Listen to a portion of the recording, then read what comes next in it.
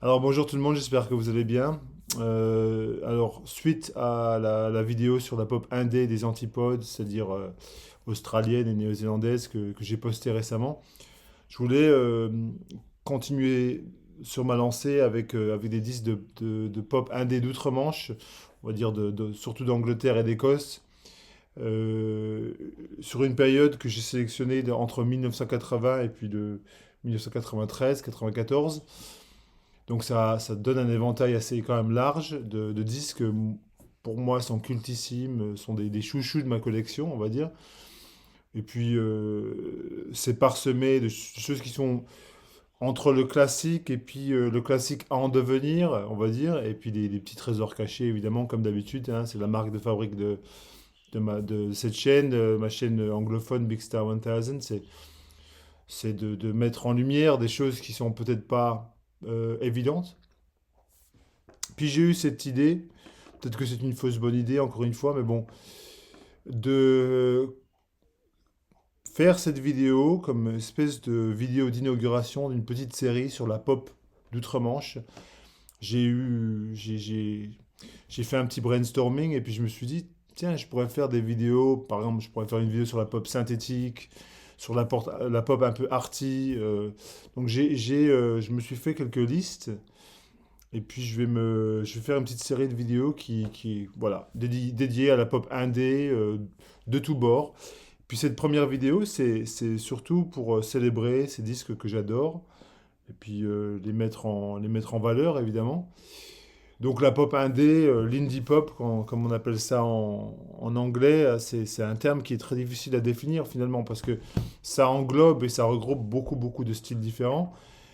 La base, c'est surtout les labels. En fait, les labels qui ont lancé ça, Rough Trade, Factory Records, Cherry Red, Postcard en Écosse, Tupio, enfin, il y a plein de labels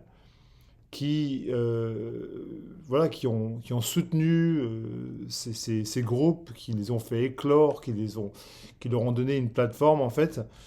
Et on peut considérer que, par exemple, Unknown Pleasures de Joy Division, c'est un disque d'indie pop avant l'heure, en fait. Parce qu'en fait, ça découle vraiment d'une tradition qui est basée sur l'idée des petits labels qui ont mis ça en évidence pour un plus grand public. Et puis, il y a eu le support, enfin, le soutien de gens comme John Peel, Nick Kent, des magazines comme voilà, le Enemy, le Melody Maker, tous les fanzines. Il y a vraiment une scène qui était en ébullition et pour moi, l'indie pop, ça reste quand même quelque chose qui est très difficile à définir en termes de style, mais c'est plutôt une idéologie, on va dire. Alors voilà une liste de disques de 1980 à 1993 que moi j'adore, tous d'outre-Manche, tous essentiels pour... Enfin bon, c'est une question relative. C'est des disques voilà, que vous pourrez kiffer si vous ne les avez pas entendus. Peut-être que vous les connaissez très bien et puis vous voulez juste partager mon bonheur. Laissez-moi des commentaires comme d'habitude, hein, c'est toujours la même chose. Je fais ces vidéos juste pour l'interaction, enfin plus pour le partage, l'interaction que quoi que ce soit d'autre. Alors, 1980, j'ai choisi ce magnifique disque de Young Marble Giants, Colossal Youth, le seul album en fait de Young Marble Giants. C'est un trio qui venait du Pays de Galles. Alison Staton, la chanteuse, et les deux frères Moxham, Philip Moxham à la basse et Stuart Moxham à la guitare et à l'orgue. Et là, on a une espèce de rencontre entre cette musique avant-gardiste des années 70. On pense à Brian Eno, à Kraftwerk, à Cannes, mais même qui se mélange avec un esprit vraiment très DIY, vraiment, ça a été enregistré pour trois fois rien en quelques jours dans un petit studio. En fait, je veux dire, c'est vraiment une musique qui est tellement basique, mais en même temps tellement riche. Toujours quelque chose de nouveau à découvrir. Les lignes de basse sont improbables. Je pense justement à des chansons comme Include Me Out ou Eating Not a Mix que moi personnellement je trouve enfin, c'est stupéfiant comme musique. Il y a un petit côté bossa nova qui ressort là-dessus. On a l'impression que on a Joy Division, Kraftwerk et puis je sais pas moi, un groupe de bossa comme Os Mutantes qui font une jam super DIY dans un sous-sol quelque part au Pays de Galles. C'est, moi je trouve ça génialissime. Dans un même esprit très DIY, voilà un bel album qui mériterait d'être plus connu, je pense. The Monochrome Set avec Strange Boutique, qui était sorti sur le label Dindisc. Voilà, c'est ça. En 1980 aussi, pareil. Qui est un groupe londonien. C'était leur premier album. Le deuxième album aussi est très très bien, que j'ai là, Love Zombies. Mais bon, après, je veux plutôt parler de celui-ci. Qui a un côté assez vaudeville, moi je trouve. C'est de la pop très post-punk, enfin avec un côté voilà hyper post-punk, mais avec un côté très vaudevillien à la Kinks, on va dire. Et puis une voix au perché. Enfin, moi je trouve il y a des super chansons ici les enfants par exemple, ou la chanson titre de Monochrome 7 qui est en fait leur manifeste un petit peu, voilà. Donc un bel album. Ensuite, un disque enfin, que je connais par cœur, tellement par cœur que je l'écoute quasiment plus. Mais bon, je l'ai remis sur la platine parce que c'est vraiment un disque ça fait 20 ans que j'ai ce disque dans mes étagères et puis j'en ai au moins trois versions différentes. C'est le sublime Underwater Moonlight par le groupe Soft Boys, le groupe de Robin Hitchcock, qui je crois venait de Cambridge, qui est une espèce de synthèse entre Pink Floyd et puis un groupe de... enfin, c'est comme si on avait pris l'esprit un peu floydien, mais on l'avait croisé avec du punk, quoi. Enfin, voilà, pour moi, ça reste un peu ça. Il y a ces mélodies qui sont très envolées, très enjouées, mais on a quand même cet esprit encore DIY, hyper épuré. Donc Robin Hitchcock qui joue de la guitare, de la basse et puis qui chante, sa voix, voilà, il y a une voix qui est un peu je dirais un peu détachée, quoi, un peu ironique, je trouve. À chaque fois que j'entends Robin Hitchcock, c'est ce côté un peu, voilà, ironique, anglais, typique. Et donc là-dessus, il y a des chansons qui sont, bah, c'est des chefs-d'œuvre. I Want to Destroy You, la chanson qui commence l'album, Kingdom of Love, Positive Vibrations, voilà, Underwater Moonlight, la chanson de titre. Enfin, c'est un album magistral. Je sais pas quoi dire, hein. Voilà, c'est de la pop punk, mais avec un petit plus. Il y a un côté, comme je dis, un peu proggy, un peu soft machine, mais pas dans les arrangements, plutôt dans cet esprit, je trouve dans les mélodies, je retrouve ça un peu. Alors, voilà un autre album que pour moi est un classique, qui est plus qu'essentiel, c'est essentiel plus pour moi, c'est The Teardrop Explodes, le groupe de June Corp, donc c'était un groupe de Liverpool, et c'est leur album, leur premier album, Kilimanjaro, qui, enfin, c'est un tour de force absolu, Kilimanjaro. La première face, j'oserais même dire que c'est la meilleure première face, avec un autre album que je vais vous montrer dans une seconde. C'est la meilleure première face, enfin, la suite de chansons, I'm Drowning, Sleeping Gas, Treason, Second Hand, Reward and Puppies in the Fields. Je veux dire que c'est la perfection absolue. C'est-à-dire qu'en fait, vous écoutez la première chanson, vous vous dites putain, c'est génial. Et la deuxième chanson, vous vous dites ça peut pas être mieux, mais c'est mieux. Et la troisième chanson est encore mieux que la deuxième. Et la quatrième chanson est encore mieux que la troisième. Enfin, on est dans une espèce de crescendo absolument incroyable. Euh, pour moi, enfin, voilà, c'est une pop imparable. C'est ciselé, ficelé enfin, je sais pas comment ils ont fait cet album parce que en fait, c'est vraiment pour moi la perfection. Écoutez Treason ou bien Reward ou Puppies in the Field. Enfin, je veux dire, que dire. Alors aussi de Liverpool. mais cette fois-ci de 1981, si je ne m'abuse. Aussi le grand Heaven Up Here de Echo and the Bunnymen. Bon, alors moi j'ai quasiment tous leurs premiers albums, hein, du premier album Crocodile jusqu'à. J'en ai 5 ou 6 qui sont les premiers albums. Et je retourne toujours vers celui-ci en majorité parce que c'est un album sans tube, on va dire. C'est vrai qu'il n'y a pas il y a pas les tubes qu'on connaît de Echo. Enfin, je veux dire, quand on pense à Echo and the Bunnymen, on pense à Rescue, on pense à, je sais pas, j'ai un blocage mental, mais bon, bref. Mais là, non, enfin, on pense à ouais, Killing Moon. C'est ça, je me disais, mais c'est quoi vraiment le gros tube de, voilà. Mais là, non, tout ça, ce sont des chansons qui sont, on va dire, de très haute volée, de très haute voltige, mais sans cette espèce de prétention de devenir des hits. Pour moi, All My Colors, la chanson, chanson, la troisième chanson de la phase B, pour moi, c'est une espèce de chef-d'œuvre très inspiré par Joy Division, je trouve. Et puis, voilà, Show of Strength, la première chanson, With a Hip, qui est génialissime. On a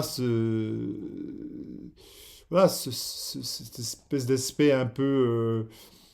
Il y a une dynamique qui est très. Je dirais pas funky, parce que c'est vraiment un mot que je peux pas placer là-dedans, mais je trouve qu'au niveau de la section rythmique, on est vraiment dans une dynamique très très super envolée. Oui, quasiment funky, moi je dirais, mais bon, sans. Voilà. Alors, 1981, je crois que cet album aussi date de 1980, si je ne m'abuse. Alors ça, pour moi, c'est pareil, c'est un chef-d'œuvre absolu du début à la fin. Enfin, je veux dire, Winning, Sense of Purpose, Fatal Flow. Moi, je trouve que cet album, c'est la quintessence du espèce de post-punk des années 80, du début des années 80, anglais.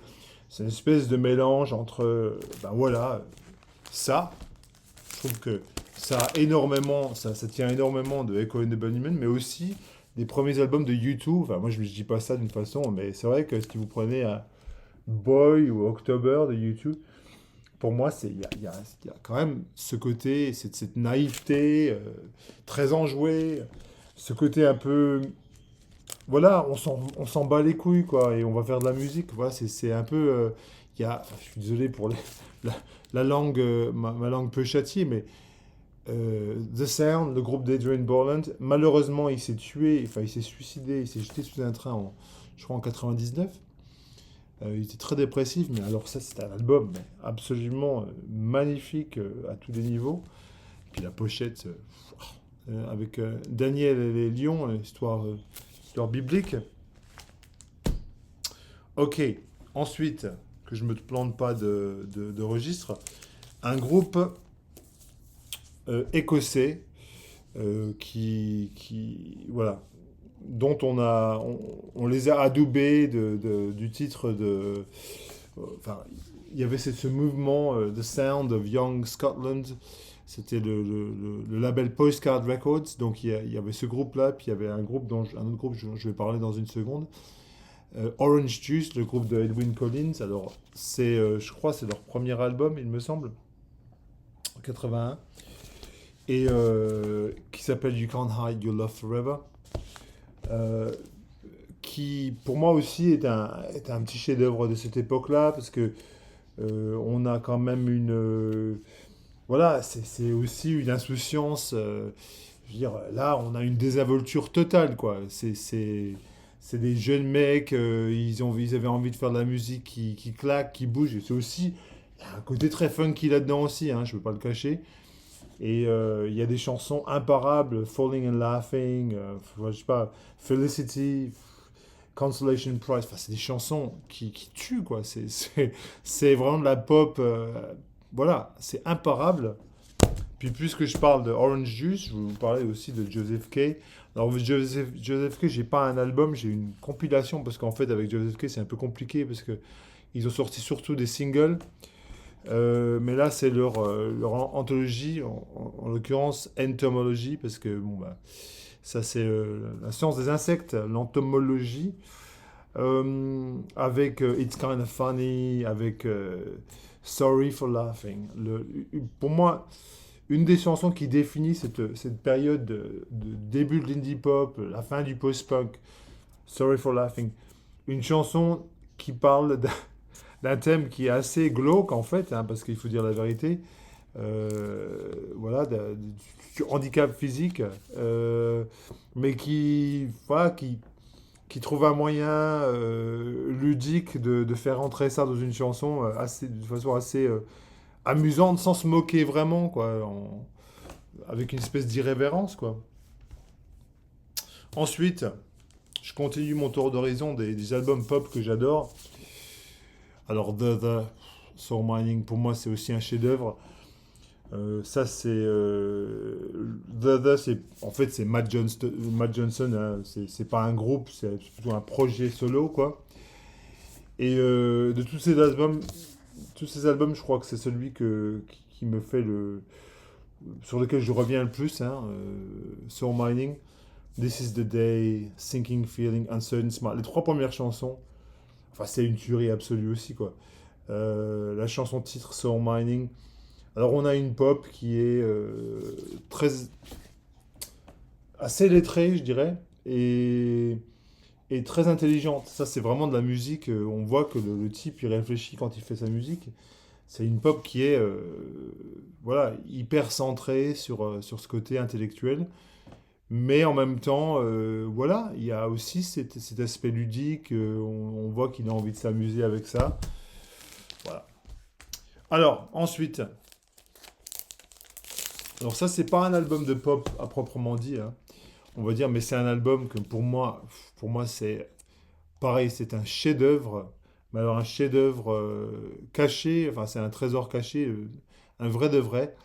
C'est Ben Watt, le guitariste de Everything But the Girl, groupe de Hull dans le Yorkshire, qui a sorti avant Everything But the Girl sur Cherry Red. Alors là, vraiment, pour le coup, on est vraiment dans l'indie pop absolu.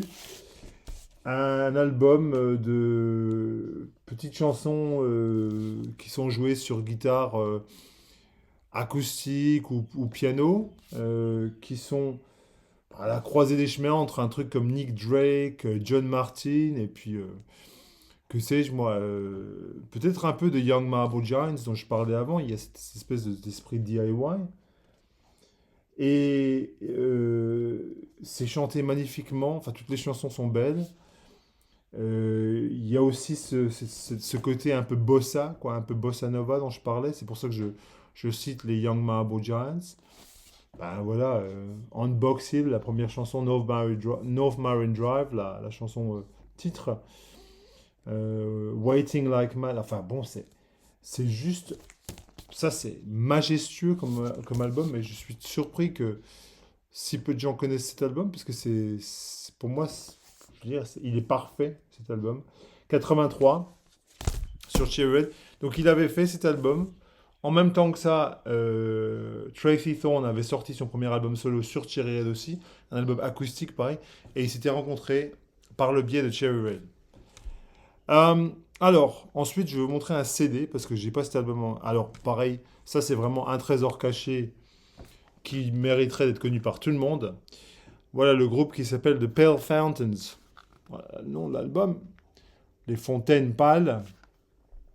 Et l'album s'appelle Pacific Street, qui a un côté, comme vous voyez, très Smith. La pochette, ça fait vraiment comme un album des Smiths. Et en fait, je pense ils ambitionnaient, je crois, d'être un de ces groupes qui avait ce côté lettré et en même temps cet intellectualisme, quoi. C'est ça qu'ils cherchaient. Mais bon, après, moi je pense que cet album, en fait, c'est vraiment ce qu'on appelle, moi j'appellerais ça de la sophisti-pop. Donc c'est de la pop qui tend vers une espèce de sophistication un peu jazzy. Enfin, il y a des accents assez jazzy là-dessus. Mais ça reste très pop. Alors, je vous laisserai écouter Unless, la troisième chanson, qui c'est un chef-d'œuvre. Mais je veux dire, cet album est un chef-d'œuvre absolu. Something on My Mind. Enfin, je veux dire, toutes les chansons sont belles à pleurer. Et ils venaient de Liverpool, en fait. Les Pale Fountains, c'était un groupe de Liverpool. Avec, comment s'appelait le chanteur avec cette voix assez rauque, mais enfin, c'est très. Enfin, c'est vraiment joliment arrangé. Enfin, c'est très très beau. Vous avez qu'à écouter. Écoutez Unless. Bon. Alors ensuite, de 1985. Non, oui, c'est ça, 85. Alors là, pareil, on ne peut pas faire mieux, je pense, franchement, au niveau de la pop. C'est vraiment difficile de faire mieux que ça. Steve McQueen de Prefab Sprout. Alors, je voudrais dire que c'est le nom de groupe le plus pourri que je connaisse, hein, on peut dire. Hein. Une espèce de chou de Bruxelles en préfabriqué. Non, mais, enfin voilà, c'est vraiment bête comme nom. Mais l'album en lui-même, c'est tellement bien écrit. Ah oui, je vais faire le même commentaire que j'ai fait pour Teardrop Exploit, c'est-à-dire que la première face, Far Young, Bonnie Appetite, When Love Breaks Down, Goodbye Lucille Number One et Alléluia, c'est quasiment la perfection pop absolue. Ça va de, on se dit la première chanson elle est top. Est-ce que la deuxième chanson peut être meilleure? Eh oui, la troisième chanson est encore mieux. Enfin, bon, moi je trouve que l'apothéose c'est quand même When Love Breaks Down. C'est vraiment la chanson d'amour par excellence. Enfin, c'est la chanson d'amour qui finit mal, quoi. Hein. Donc on a ce groupe qui était le génie absolu. Le type c'est Paddy McAloon qui malheureusement de nos jours est assez malade et pas très en forme en fait.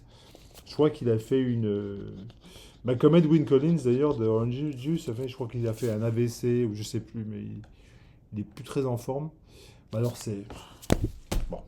Alors que dire? Pareil pour l'album suivant. Que dire? Chef-d'œuvre absolu. Ah, c'est vrai que c'est difficile de faire mieux que Call of Spring. Bon bah voilà. Ça c'est vraiment, on est vraiment dans une pop plus mainstream, hein. On n'est plus dans l'indie pop, hein. On est vraiment dans une. Mais j'ai voulu inclure ce disque parce que moi je pensais faire une liste de disques que je trouve très important pour moi. Et en l'occurrence, voilà, ce disque voilà, le disque à la croisée des chemins de la pop et puis du post-rock en fait, hein. On est au milieu, on est au plein milieu de la discographie de Talk Talk. Et on a cette sensibilité très pop qu'on trouvait sur les disques qui sont sortis avant, quoi. Je veux dire, ces tubes comme It's a Shame, of Such a Shame, euh, Damn Damn Girls, enfin tous ces tubes qui étaient vraiment des trucs hyper radio-friendly, comme on dit en anglais. Et après, il y a eu cette descente vers, on fait cette montée, on va dire, vers l'expérimentation, quoi. Et en fait, au milieu, on a cet album avec Living in Another World, Give It Up, Happiness is Easy, Life's What You Make It, I Don't Believe in You. Je veux dire, c'est la perfection. Ok, encore quelques albums, je continue. Alors, Felt. Bon, le groupe de Lawrence, c'est un groupe de Birmingham. Bon, à la base, je crois ils se sont relocalisés sur Brighton, enfin à la fin, au bout du compte. Et bon, cet album, c'est juste, c'est merveilleux, quoi. C'est entre la pop,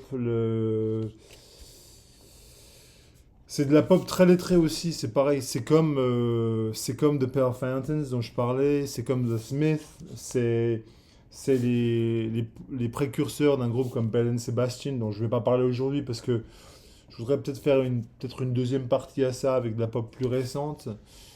Mais je trouve que voilà, Lawrence, ces petits claviers, ces petites envolées de claviers qui sont vraiment magistrales. C'est voilà. Bon. Et l'album s'appelle Forever Breathe the Lonely Word. C'est l'album de 86. 87. The Wedding Present, donc encore un groupe vraiment d'indie pop pur et dur, en fait, même je pourrais même dire de C86, hein, avec Wedding Present. Je crois que c'est leur deuxième ou troisième album, je sais plus. George Best, on dirait le plus grand footballeur ayant joué pour Manchester United. Mais bon, donc ça c'est George Best plus, donc c'est des chansons qui ont été ajoutées. Mais en fait, Wedding Present, c'est un espèce de compromis entre voilà, la pop des Birds et puis ce côté un peu bourrin de. Je sais pas moi. On est entre un espèce d'une pop mélodique, voilà, des années 60 et puis un côté très. Peut-être The Fall, par exemple, pourrait nous. Bah, je sais pas, c'est une espèce de rencontre entre ça, quoi. Mais c'est très très joli, et puis voilà. Euh, ok, 88, un album qui est pas très très connu, hein, au fond, mais qui demande à être plus découvert par les masses. The Lilac Time, groupe de Stephen Duffy, qui vient je sais plus d'où vient The Lilac Time, de Birmingham peut-être? Ouais, c'est un groupe de Birmingham aussi, je crois. Euh, mais je veux dire, voilà.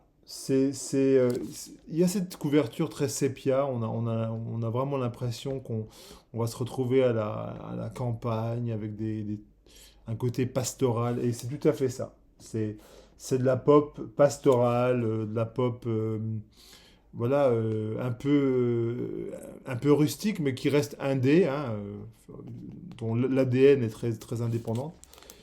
Mais moi, je trouve ça très très joli. Puis c'est pas du tout connu. Donc ça mériterait d'être plus connu par. Alors ensuite, bah, je suis obligé de parler de Laz. Parce que bon, après c'est connu par tout le monde, mais bon, c'est quand même un album qui est magique, quoi, je veux dire, à tous les niveaux. Toutes les chansons sont belles. Puis il faut savoir quand même que c'était vraiment le seul truc qu'ils ont sorti. Alors, moi j'ai même plusieurs de leurs singles. Timeless Melody et Clean Prophet. Ouais, quasiment toutes les chansons sont sur leur single.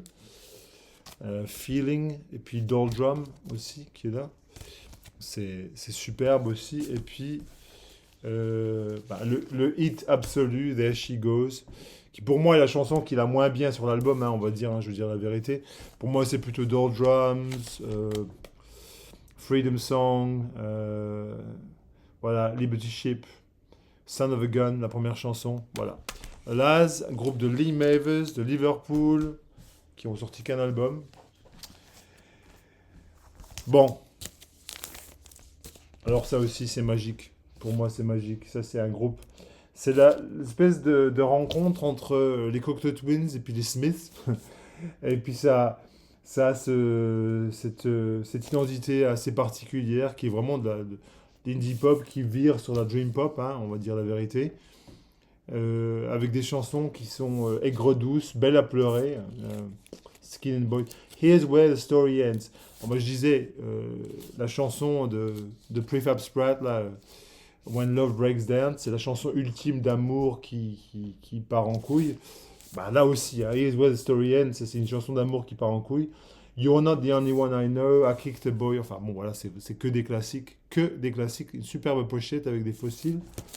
C'était un groupe de Bristol, il me semble, de Sundays. Il venait de Bristol. Et c'est sur Rough Trade, évidemment. Bah, voilà, on est vraiment dans l'optique. Et puis je vais finir avec cet album, on va dire, de 1993.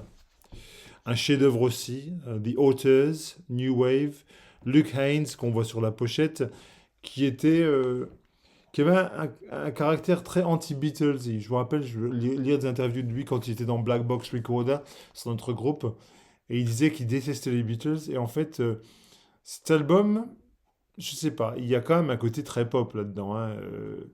Qu'on prenne Showgirl, la première chanson, qui est un chef-d'œuvre aussi. Enfin, j'ai dit chef-d'œuvre beaucoup dans cette vidéo, mais c'est des chefs-d'œuvre pour moi. Et puis I Could I Be Wrong, l'autre single qui, voilà, moi ça me désarçonne quand j'écoute ça, je suis complètement envoûté. New Wave, donc il y a vraiment une inspiration des films de Nouvelle Vague, Godard, Truffaut, tout ça, qui transparaît là sur ce disque. Mais voilà, on est dans une espèce de Britpop avant l'heure, voilà, qui reste un peu guindé à certains égards. Voilà. Et c'est il y a un côté un peu désuet au groupe The Authors, mais ça reste quand même de la pop qui reste très fraîche pour moi, même jusqu'à cette période-là. Donc je vais m'arrêter là, parce que j'en ai déjà dit beaucoup. Et puis voilà, j'espère que vous avez aimé cette vidéo un peu. C'est un peu à l'arrache, hein, je vais vous dire la vérité, hein, parce que. Mais après, je veux faire d'autres vidéos sur d'autres sous-styles de pop anglaise. Alors, dites-moi si ça vous intéresse. Comme d'habitude. Ok, je vous embrasse.